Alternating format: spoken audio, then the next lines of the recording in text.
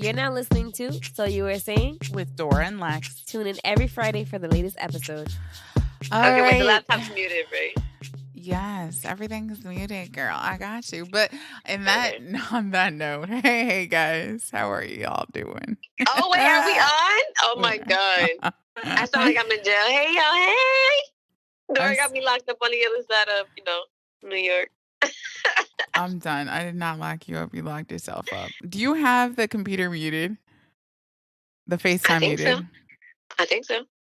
I just want to make sure because we don't need any reverb from anything else except whatever is already going to reverb because we are going hella ghetto. Low quality recording. I promise y'all we're going to try to figure this out and we're going to try to make it work. But for now, you are now tuned in to another episode of So You Were Saying with the latest Miss Dora and myself, Lex.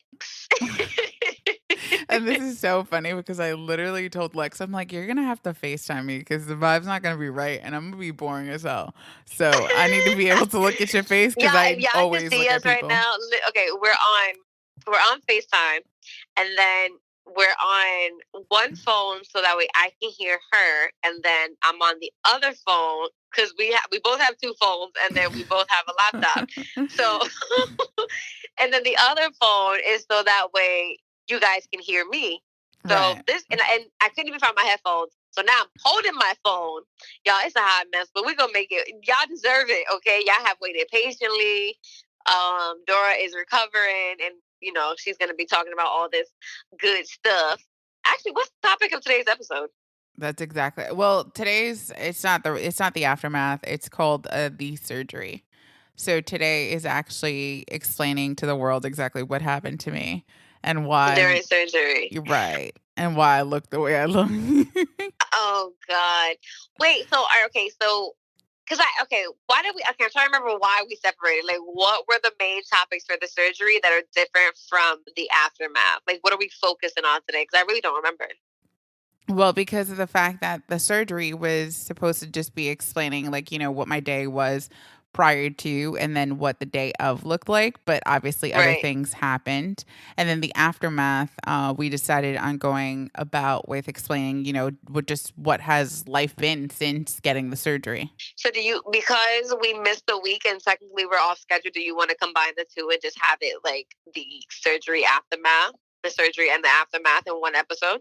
By all means, we can. That's fine. I feel like now that everything kind of like went left, right? Right? Like I feel like you can't dip into one without dipping into the other. Right. Yeah. No, truthfully, yeah. It makes sense that we could take it there. Yeah. So I guess let me get my story on. Right, girl, this is your floor, honey. I'm just here in the background for company purposes at this point. So I guess this episode's called now the surgery / the aftermath. So long story short, on March 28th, I had my first surgery. And yes, ladies and gentlemen, you heard that right. First surgery.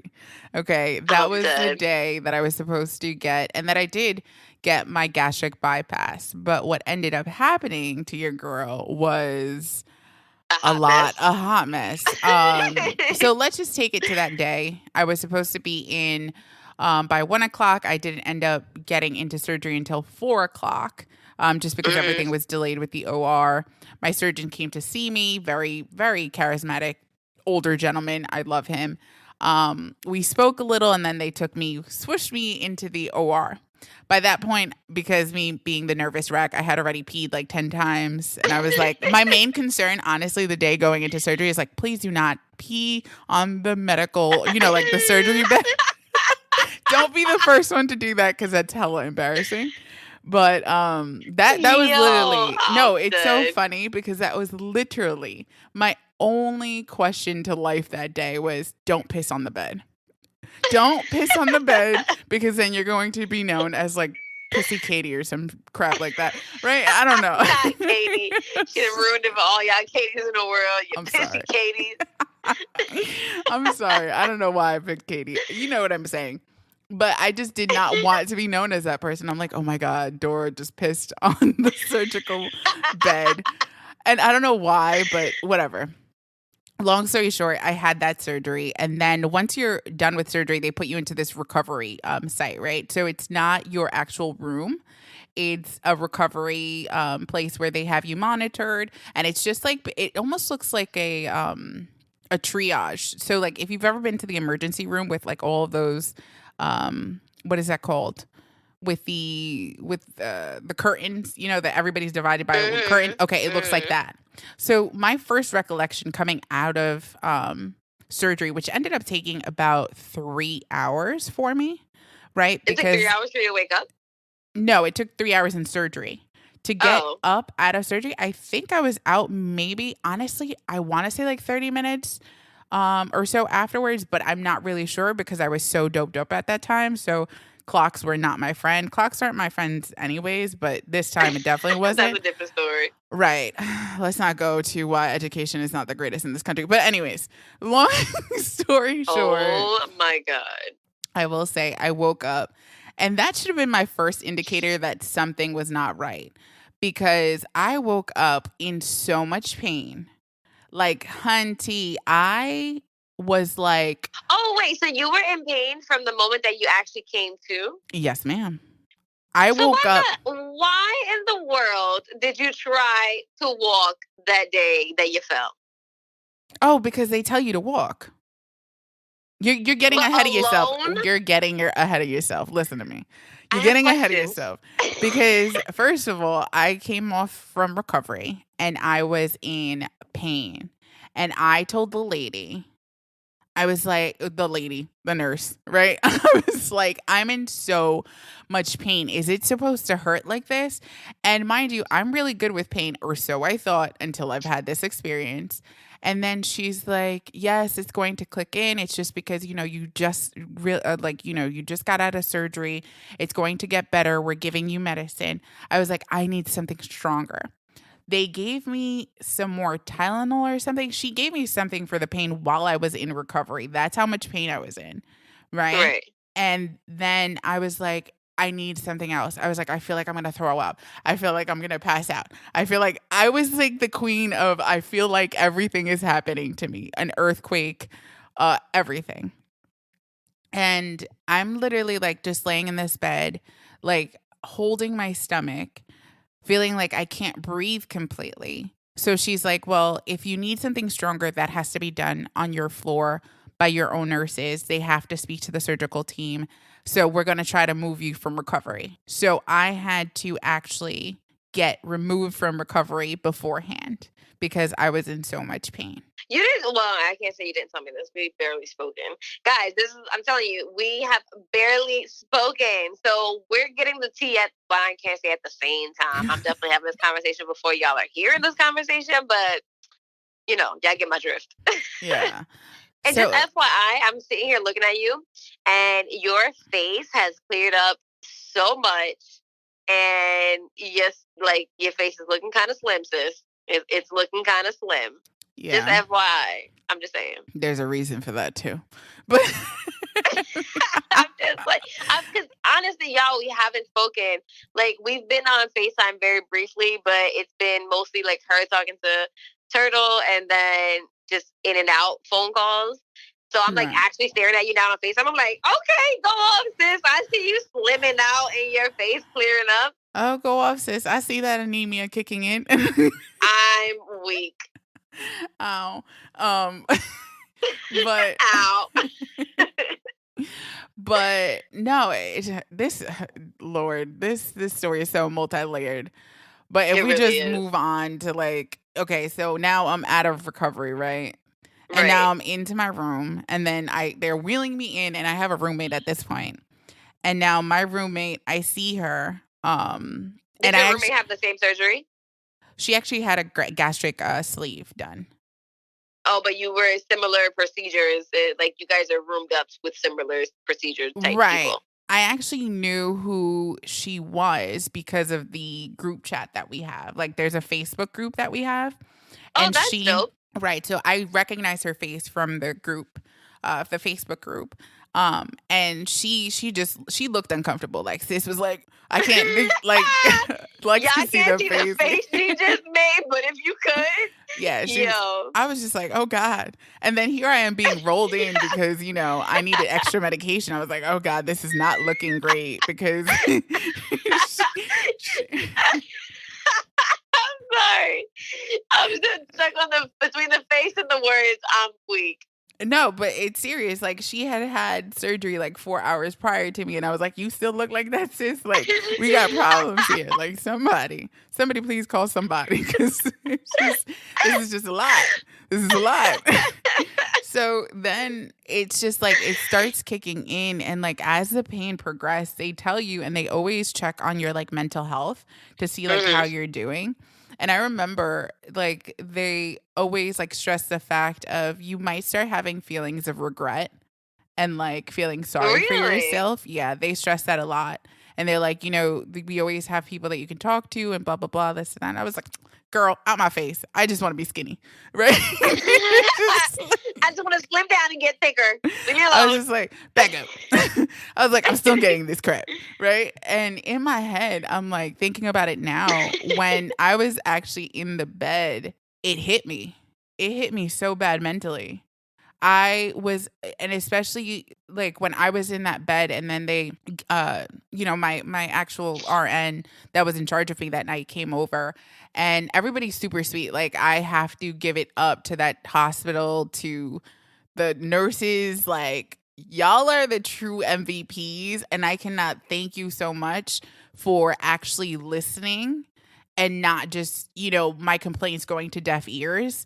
Because many, many times. And that's really important. Yes, because many, many times when you're advocating for yourself, and especially when you're complaining of pain, the first thing that people think is, oh my God, did we just operate on an addict? And is this something that, isn't as bad as that person's saying, and they're just looking to have, their next fix or whatever? Not that I gave them any motive to think that I was an addict, but what I'm saying is like these things actually do come through, and many times people end up not alive because of that. You know what I mean? So I do have to like give it up to those, to those nurses that helped me out that first day. So what ended up happening is I was in so much pain. I asked for. Oh, what happened with the cute nurse? Oh, sorry, completely off track. My bad. I mean, my brain just went to the cute nurse. Yeah, we definitely talked while she was in the hospital. I mean, again, briefly, but there was a cute nurse. No. So first of all, he was not an RN. He was a surgical resident. And oh, my bad, sir. Surgical resident. You was hot. I heard you was hot, honey. That surgical resident. I believe his first name was whatever it you was. Can't give out that man's exactly. first name. Whatever that man's first name was, but legit, like he such a cutie pie and such a great smile.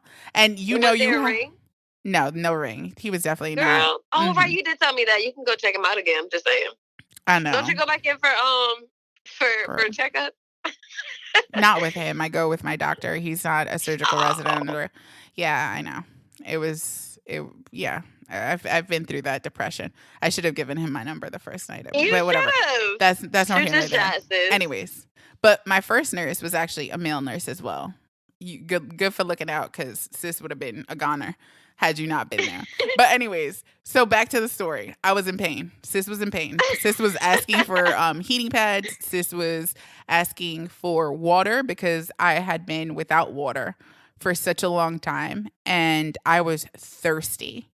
And they gave me this little jar of 24 ounces of water. Sis drank that in like 10 minutes. I'm like, bam, done. Can I have some more? They said no. I was like, what you mean no? They're like, no, that was supposed to last you for the whole first day. Like it usually takes people the whole first day. An ounce for an hour, like 24. Type of thing. Oh yeah. Mm-hmm. Yeah. Oh, and I was like, okay, y'all need to understand. You guys told me that I had to drink 64 ounces of water every single day before this surgery. I have been drinking 72 plus. Now you're telling me that I'm reduced to 24, which is a blender bottle? Stop it. Give me my water. I was upset. And I was extra upset because not only was I upset because I was thirsty, I was upset because I was in pain. And it's just, I am weak. but it was so like, I'm laughing about this, but it was so traumatized. Like, I cannot explain. I'm a type of person I that, remember how you looked when Right. you came out, y'all. She looked like Horrible. a freaking zombie Yes. had Apocalypse. attacked her, and she Mhm. was like, Yes. That was like, it that's was no terrible. Like, exaggeration. her lips were pale and ashy. Her Mhm. face was. It was like you would have thought that she was two Dying. steps from her freaking deathbed. I'm not joking. It was terrible. Like that wasn't like a post surgery look. It was like, yo, something's really wrong with you. Mhm. And but because there was because Well, there right. was. But so in essence, they refused to give me water. And this is where I always state be your own advocate. I started realizing, again, I've lived in my body for the past 32 years. So it's just like I know when something's not right. And it was just one of those things. There was too much pain. I was feeling cold. I'm never cold, okay? I was feeling super Ever. cold ever. So I started being my own advocate, meaning that they would draw blood and then I would look on my phone to see what my stats were. And I remember looking at my hemoglobins and seeing that they were like dropping. And these things were dropping like like by a lot, to the point where I ended up having, I think, below 6, where they were Now just like, explain that to some people, because some people are gonna be like, well, what does that mean when the hemoglobin is dropping? right, meaning that you no longer have red blood cells in your system. So your blood is comprised of different parts. So you have white blood cells, plasma, you have red blood cells. My red blood cells were like disappearing. But people are like, disappearing? Where? Where could it possibly be going? Well, that's the no, because literally, like, that's what I would say. I'm like, but disappearing, like, were you stabbed? Were you whatever?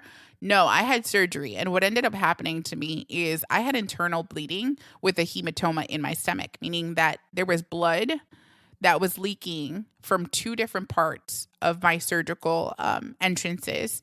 And it was bleeding into my stomach towards the left bottom quadrant. So the little left square of my stomach was being bled into. And what I ended up happening is that I was in so much pain because the acidity of your stomach versus the acidity of your actual blood do not mesh. Right. So it causes extra pain. And the blood was coagulating in my stomach, meaning that it was making itself into like jello. Yeah, exactly, in my stomach. But we didn't know this just yet. But what ended up keying them into this situation is that they saw my red blood cells keep dropping. And not only that, but I was in so much pain that I could not be seated. I could not be seated. I could not be laying down. Like, I just needed to be in movement because I felt like that was the only thing, like, I don't know. I felt like running, to be completely honest, like out of that hospital, because I was like, I need to leave. Like, something's not right. Like, I feel like, no, like it comes, I don't know. I was just so mentally like stressed because I'm like, damn, I just had an elective surgery that I selected to do. And what's so messed up in my head, the first thing I'm like, I need to let everybody know that's important to me where everything is. That's the first thing, like that. You're like prepping for the worst case scenario. Right. In my head, like, you're like, I might die, and this is what we need. This is what you all need to know if that time comes. Right. Like, and it's so funny because prior to my surgery, I had been joking around. I was like, I'm going to get my nails done, my eyebrows done, and my wax done to make sure that, God forbid, I got to go, I'm casket ready. See, you definitely said that. I said that several times over. And then catch me having internal bleeding in the hospital. And I'm like, oh God. So then as this is happening, what ended up happening next is I was like, I need to go to the bathroom because I feel like I need to go pee. And then I was like, just go. Because I'm like a doer. So I was like, okay, so Dora, go. Bathroom's not that far. Like, move those little feet. Like, you got this. You got this. Right. And it's so funny because I had clicked the button and my whole thing is always like, don't piss on the bed. Right. So here we go again. Here we go. So I make it to the bathroom. And by that time I had clicked on the little button for like my nurse to come. So my nurse is like, whoa, like, I told you to come and find me, like whatever. I was like, I clicked the button, you were late. I was like, I didn't want to piss on the bed, right? It's just, so he was like, okay, that's fine, I'm here. So then I was like, okay. So then it was my turn to basically turn around to position myself on the toilet, right? Right. I kid you not. I'm talking to my nurse, and yes, my nurse was a male. And no, you lose all type of insecurities or like, oh, don't look at me. You don't care while you're in the middle of almost dying. You don't. I guarantee you that is the last thing coming across, whether this man looked at a titty or a nuna, like it didn't matter. Okay? I'm telling you. So literally we're turning around and he's helping and he's like, just slowly, turn around and then position yourself on, on the toilet and then just do your business and call me over.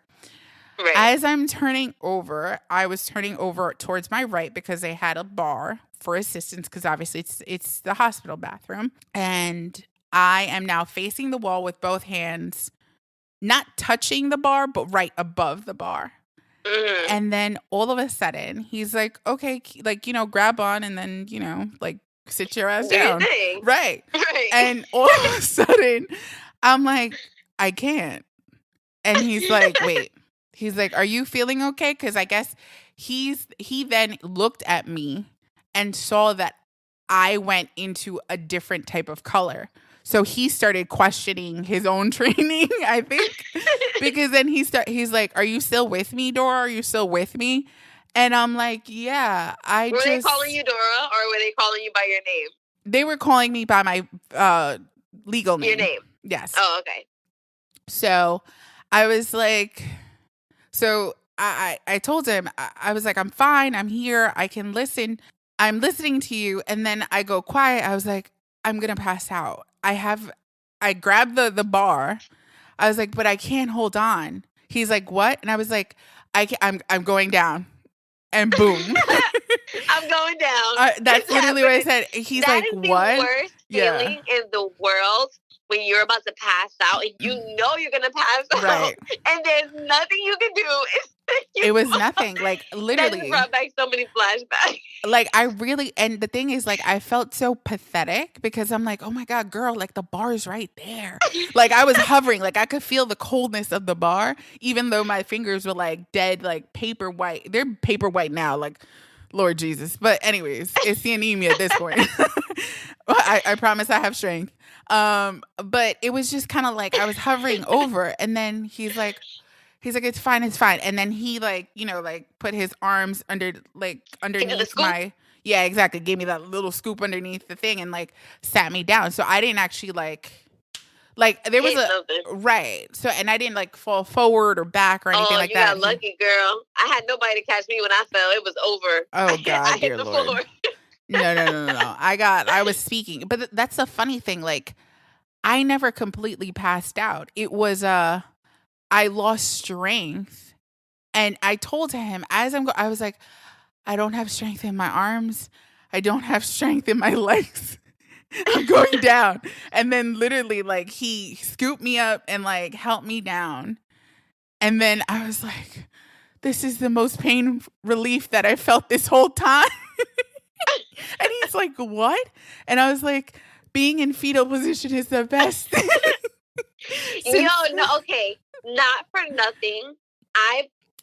That has come to mind so many different times in my life that I feel like fetal position is the safest position in the world. It's like, I've been in so many different positions of pain, and every time I'm in fetal position, I feel better. It doesn't matter. Like, fetal position feels the most safe and comfortable, and whatever pain you have will subside. Yeah. In fetal position.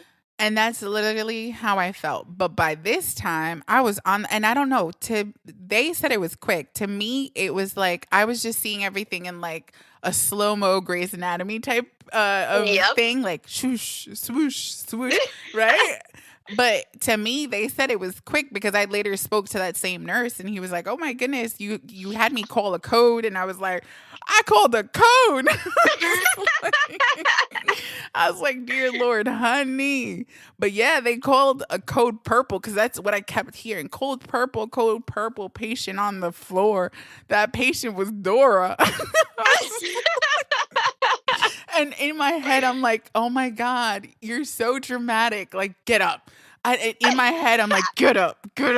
You're drawing attention to yourself. Like, just get up. Like, why can't you be normal?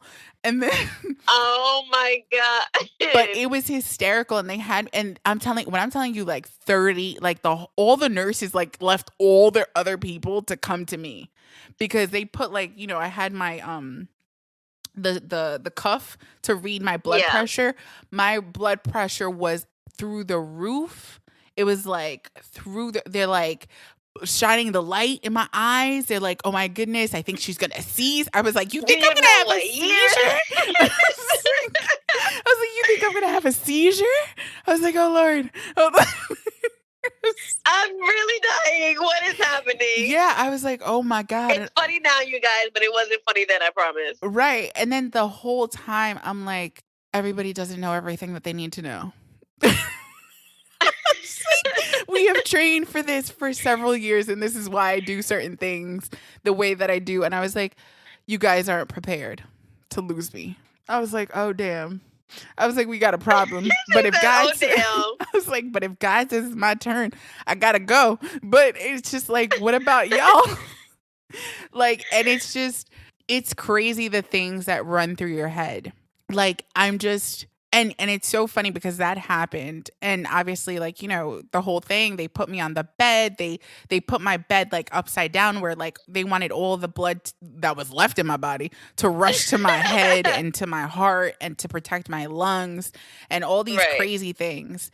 And then eventually they came back and they're like, "So we're convinced you have internal bleeding." No, you First don't of all, I'm gonna have to cut that out. But no sugar, honey, I see, right?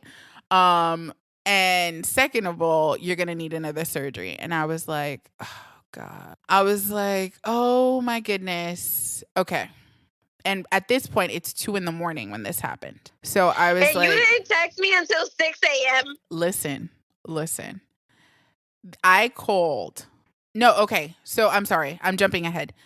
But when the fall happened, it was at 2 a.m. Oh, okay. When everything else it took them some time because they didn't want to leave because they thought I was going to code and seize and, Dora was going to just plop there and just die like a fish or something. Right. So they didn't want to leave.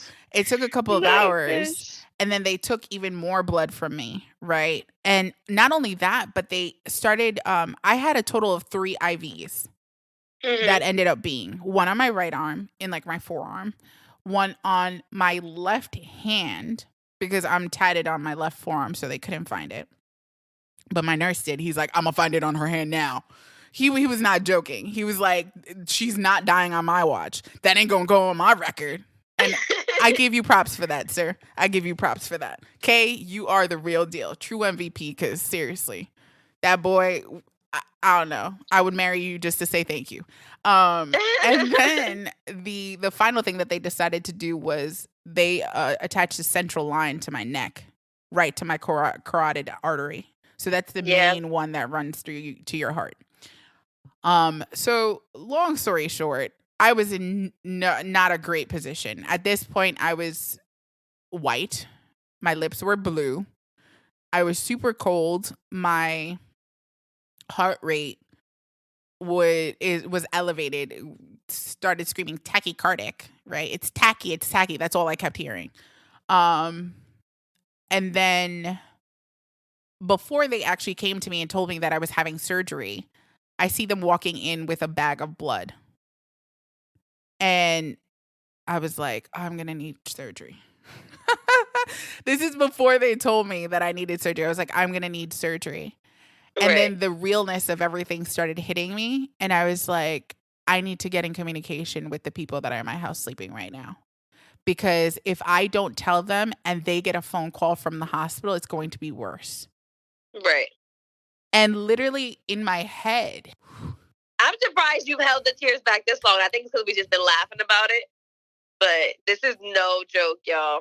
This was not funny when everything was happening. It was very emotional and very intense and scary. It was very scary. It was... I knew that I needed to get that phone call to my mother first before the hospital did. Because God forbid I didn't make it, she needs to hear it from me. Like, in order for her to process it later, she needed to hear it from me. Right. And, oh, Lord Jesus. It was just... But during that phone call, I did not cry. During this whole process, I did not cry. I cried when I was in pain before the fall, but after the fall, and then once I knew in my head that I needed surgery and that things were not looking great for me, I did not cry. I did not shed not one tear because I knew that my mom, first of all, my mom was going to freak out right away. Right. And I didn't want to add insult to injury by adding that emotion. I made it as textbook as possible, almost to try to exaggerate, to say, oh, this kind of happens to everyone. It doesn't. but Right. but I said it in that fashion to give her a little bit more peace.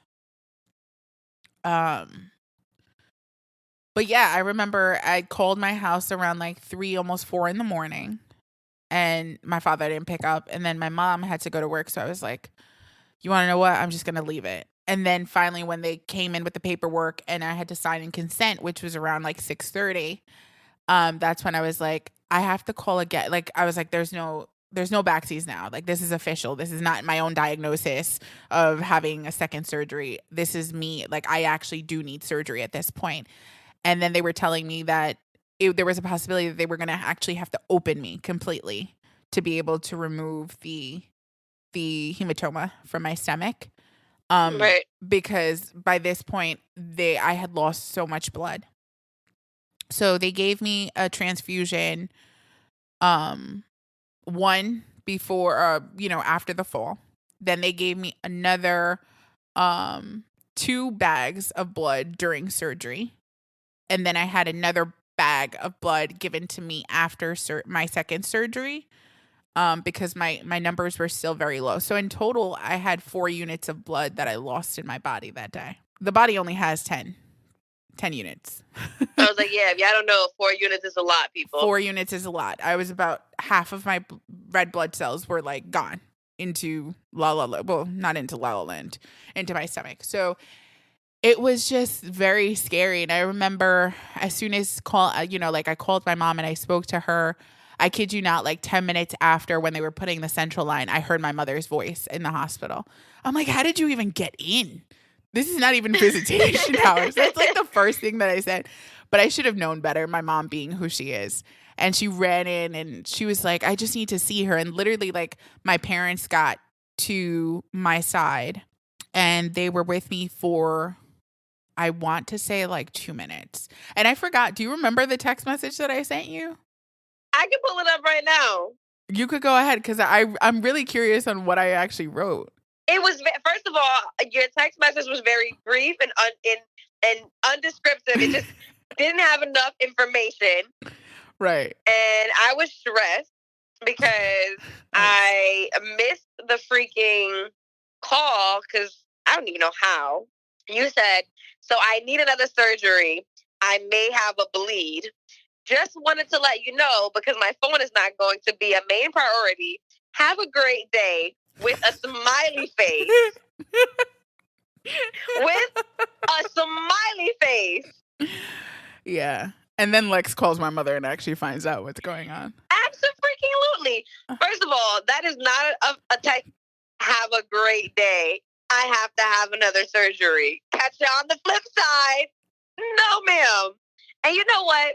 It's so funny because when I read the text, the way that you sent it, I was like, nah, sis is downplaying this to a T. Let me just check in, but everything's gonna be fine. Let me just call her mom. And I looked at the time, I was like, it's not even 7 a.m. Maybe I shouldn't call her mom. Mhm. But nah, I couldn't. And I called her mom right away. And I was all happy and positive thinking until I heard your mom's voice. Like, the fact that your text message was so brief, Right. and then speaking to your mom when she answered the phone, and the moment that your mom, she started explaining to me what was going on, her voice cracked and she started crying, and I instantly became scared. I instantly became scared because I was like, okay, this is not something that's a 1, 2, 3 fix. This is deeper than this text message made it seem. And now I'm scared. And I remember I had to work, and when my dad came in, he was like, "You okay?" And I was like, "No, Dora has to go in for the surgery." And I'm freaking out because her mom is freaking out, and that's never a good sign. And I Yeah. couldn't your mom just. I'll tell you one thing. That was one of the scariest calls that I've had to make and that I've had to sit through. And it was short. It was short and it was scary. And those first couple hours when you were in surgery and I was waiting on a response were terrible. Yeah. And the second surgery was pretty much just as long as the first one. No, it was. It was like, that whole morning I was working. I was training, thank God. Because if I actually had to be in the phones that day, there was no way. I would have called out. They would have had to I'd have called out. Even training, I'd have called because there was no way I was taking calls that day. Even my trainer knew something was wrong. Mhm. And I was like, no, I'm good. I'm listening. I'm taking notes quietly. Taking notes. Mhm. Yeah. Thank God I don't have to actually go in anywhere because I'd have been screwed. Like the They'd face have would have read said it all my all. energy. It's like, why are you here? But But no, it was bad, you guys. It was bad and it was scary and it was nothing that I would wish on, people. Like, as scary as it is for the person who's going through it, it's just as scary for the people that love them. yeah. And do you understand my importance with calling my mother about it? It's just I just Absolutely. in my head it just didn't work out any other way. Like I knew I needed to speak to my mother. Yeah, if your mom would have gotten a call from the hospital before you, either while you were in surgery or even before you went into surgery or after surgery, it wouldn't have been it wouldn't have been no, it would have been 20 times, 100 times Right. worse. Right. Um but long story short, it's funny because I they received the call from me. So like I called my mom and obviously I was on speaker and then my dad heard everything. But then shortly after, just a couple of minutes after, they received a phone call from the hospital saying what was going on. And my mom's like, "I'm already on my way." It's just like, Of course. and the hospital's like, "What? Who told you?" And I was like, me checking my chart, me making sure that my people are in the know because I would hate that. Like I've been in a position where I've lost someone unexpectedly. Right. I take woo child. When I tell you that hits like nothing else in the world, it is different. And I just did not want that. It's just, if I have to go, I want you to hear it from me. Right. Everybody doesn't have that opportunity. But in this case, I would have had that opportunity. But thankfully, we're in America and we have great technology and great doctors that did jump in. And I had a tag team surgery between my doctor and another doctor that's also just as great. And they were able to fix everything and just make sure.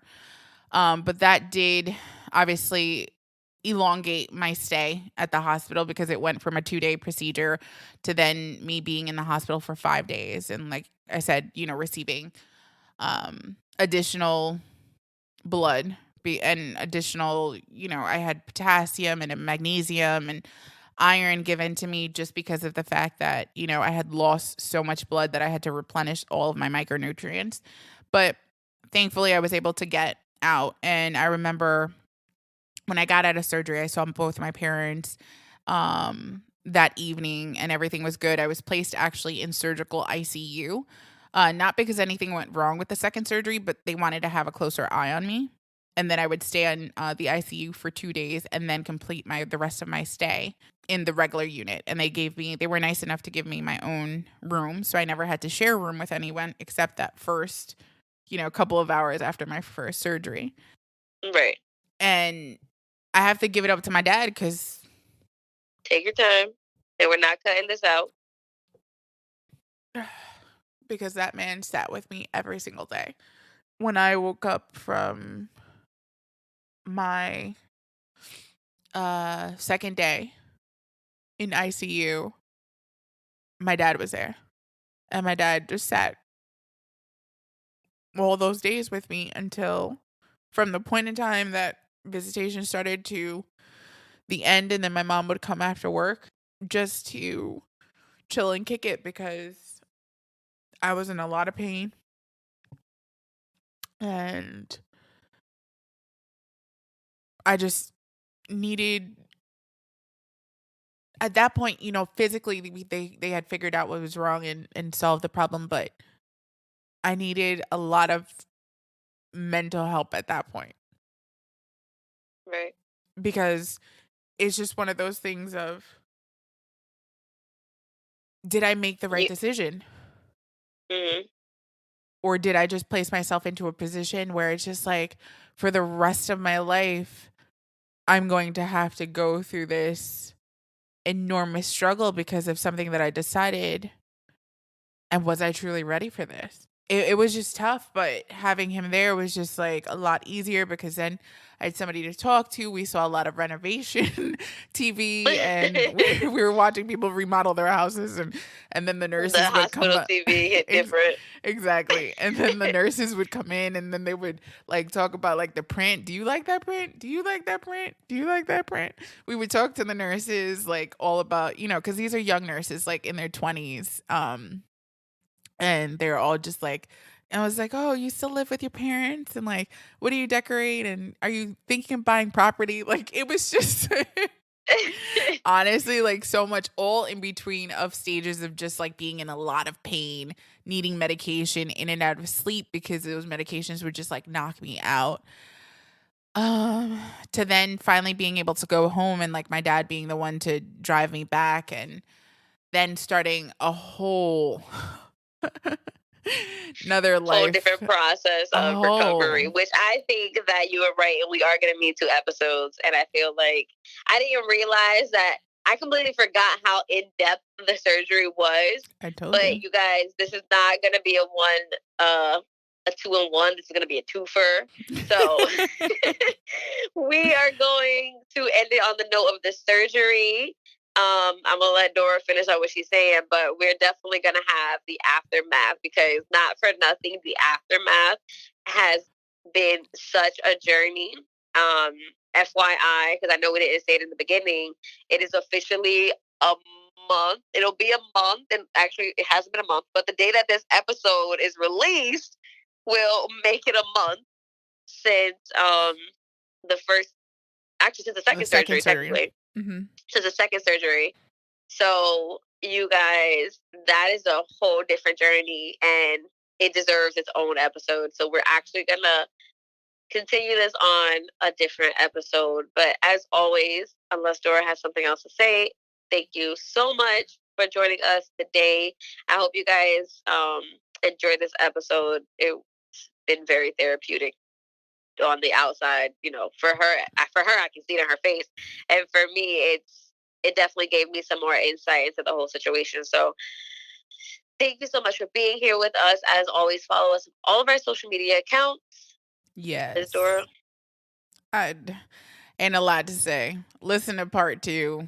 It's well worth it. And if you are thinking of getting this surgery, please do not take my situation to be the final end all be all. There are people, my first roomie, she's doing great. didn't have any of the situations. So please, this is not meant to scare you. This is just literally what I went through and my story alone.